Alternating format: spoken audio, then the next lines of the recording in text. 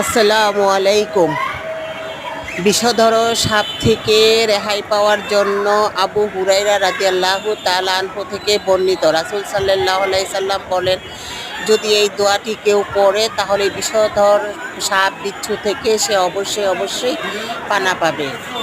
দোয়াটি হচ্ছে আউযু বিকালিমাতিল্লাহি তাম্মাতি মিন শাররি মা খালাক।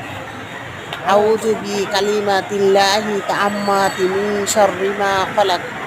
আউযু বিকালিমাতিল্লাহি তাম্মাতি মিন শাররি মা খালাক। নামাজি ব্যক্তিরা, যারা পাক পবিত্র অবস্থায় থাকেন, নামাজি ব্যক্তিরা, ইমানদার ব্যক্তিরা অবশ্যই এই দোয়াটি আমল করলে আর তাদের মুখের থুতু দিয়ে ওই জায়গাটি দুটি ডলা দেয়, তাহলে অবশ্যই বিষধর সাপের বিষ চলে যায় এবং ওই ব্যক্তিটি ভালো হয়ে যায়। আশা করি আমলটি করবেন ইনশাআল্লাহ।